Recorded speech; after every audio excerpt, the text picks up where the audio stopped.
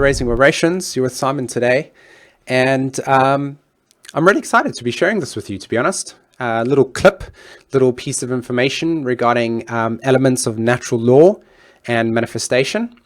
I created this quite a while ago, and it's been sitting on my desktop, sort of just bugging me, and I finally decided to just share this with you, and I really hope you enjoyed it, to be honest.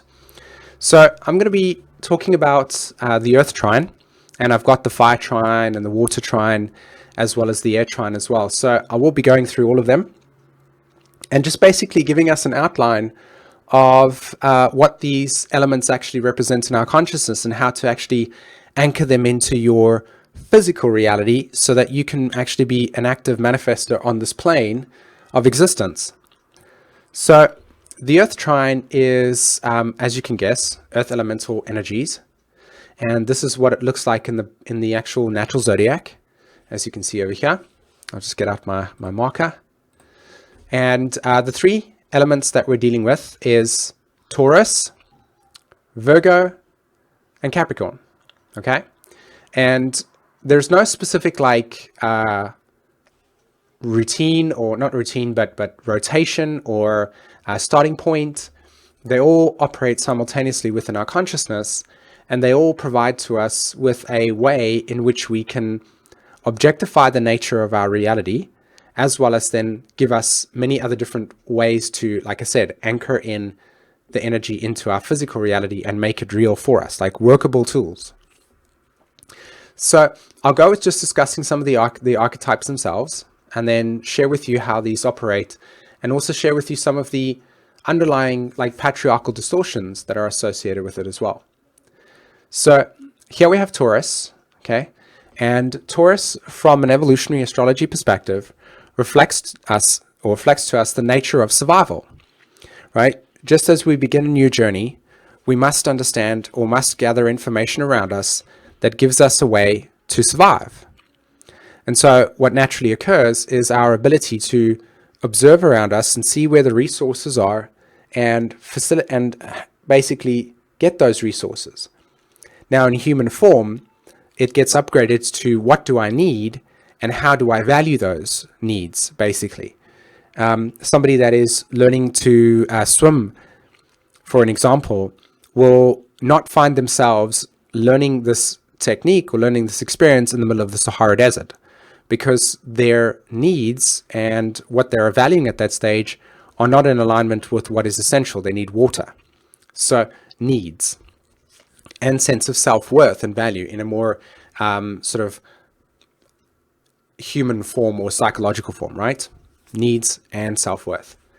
The Virgo archetype kicks in, or should I say, just before I jump onto Virgo, the Taurus archetype will also correlate to sustenance and stability, okay, and physical earth reality, okay, physicality, the body in that sense.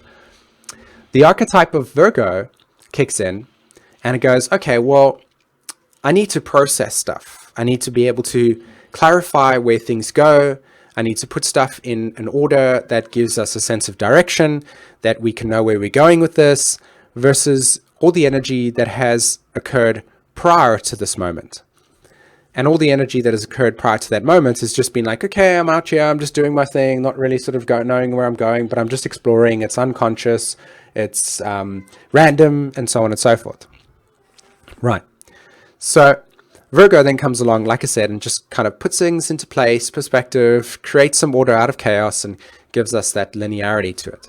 So how it shows up in human form is things like where we have the energy of routine and priorities and how to prioritize moments and so on and so forth, right? And it's being specific about stuff and ciphering through. And then we have the archetype of Capricorn, right? So Capricorn will show up as direction.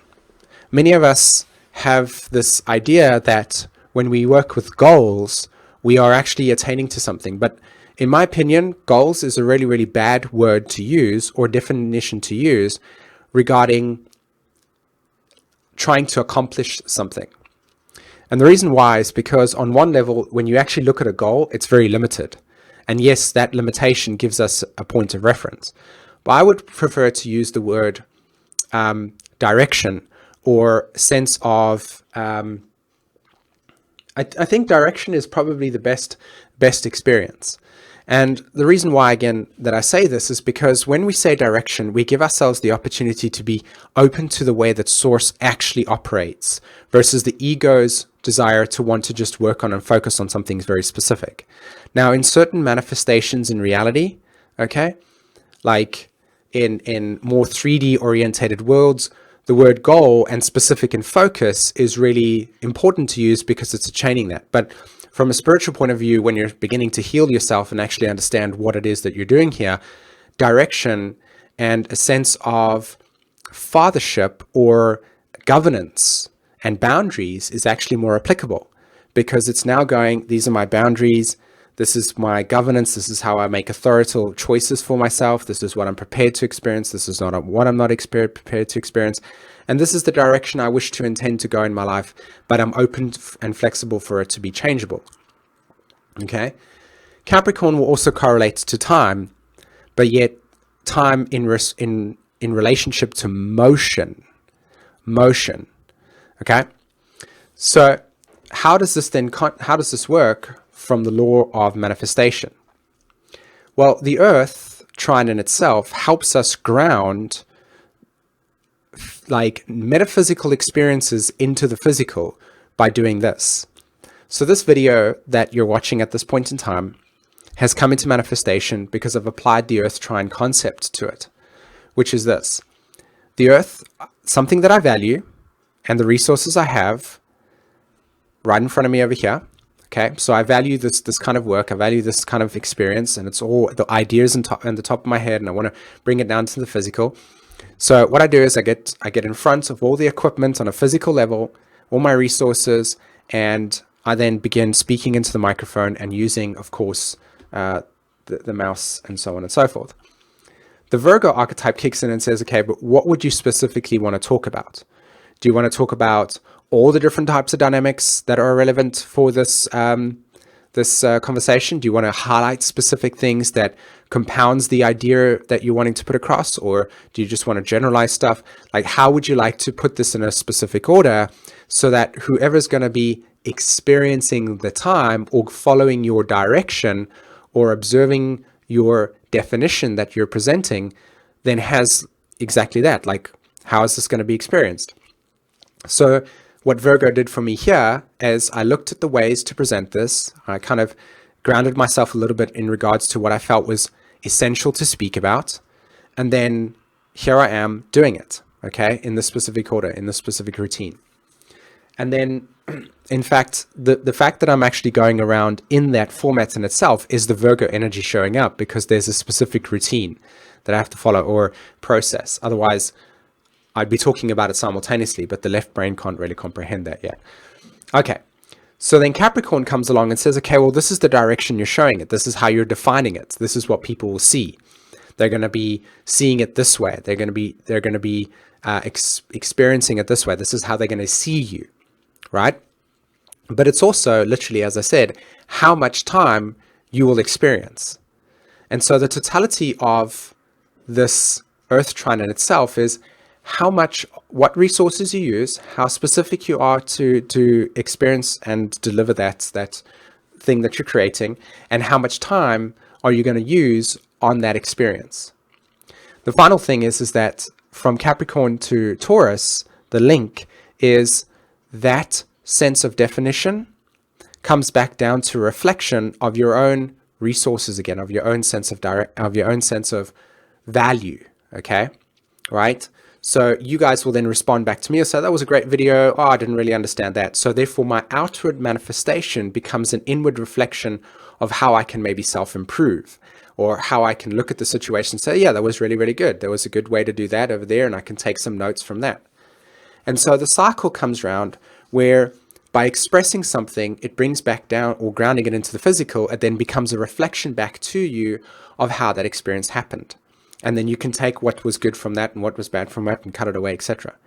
And so therefore, from Taurus to Virgo, again, that discerning. Okay, people said that this was okay, people said that that could have changed over there, and or this was, he has an idea, etc. And it kind of cuts it away, making it more specific. And what the Earth Trine does is self-improvement. And the way that you do that is by how you make the judgments upon yourself. Capricorn, the judgments, the boundaries you put on yourself. And how that then becomes grounded back into physicality, because people then will experience it. You will watch this and you'll respond to it. And as you respond to that video, you'll reflect back to me the actual manifestation of it in the physical, as an example. Okay? Another way that I could put this across is also through patriarchy. And every single one of us carry with us this deep inner feeling of shame, guilt, resentment, or for some random reason, low self-worth. And this gets perpetuated because this trine is how we actually come from a spiritual point of view to take responsibility for our inner self sense of value and worth and our own relationship to ourselves, Capricorn responsibility, Taurus, our own relationship to ourself, and Virgo, how we look for self-improvement, where our lacks are, where we need improvement. So the Earth Trine manifests itself in a spiritual perspective as the reflection upon where I can improve based on how to become more self-valuated. Okay, so I can sit here and I can say, okay, well, great. I know this amount of astrology, and I'd like to make a video that is on that. Then I do that, I create it back, and people will go, yeah, that was a great video, etc., etc. And I'm like, okay, now I want to challenge myself here. I want to take a subject that is really, really new to me, and I want to express it. And so what will happen is I'll express it, but because of the nature of it being so new, there's always going to be open to ways to improve that, which will get reflected back to me. So, and not just me in particular, all of us. So the Earth Trine becomes how we can become more self-confident in our situations regarding our analysis of our imperfections based on our own personal boundaries that we set upon ourselves, our own personal judgments. And we do that in relationships, and we can do that with everything. It also becomes the very way that you and yourself become like career orientated in the world. Let's say, for instance, you want to become a top sous chef, and your value, Taurus, is as only at college level at this stage. And you want to become, your dream, your direction is Capricorn. It says, I want to be that. That's my life goal. Okay, so Taurus to Capricorn looks at the life goal, and Virgo says, how are we going to get there? Okay, every single day, routines. Every single day, discipline. Every single day, get your upgrades, etc., so that by the time you have got to that point in your life, you will then have accomplished your dream, your direction. The funny thing about the whole experience is that it comes down to time, because the amount of time you invest in the self-improvement becomes the exact reflection of your journey, because as you go along that journey, you give your time away for the experience. All right, guys. Thanks so much for allowing me to share this with you. I really hope you enjoyed it. And next video, I will probably be doing maybe on the Air Trine. We'll see. Okay. Have a good day. Take care. Bye-bye.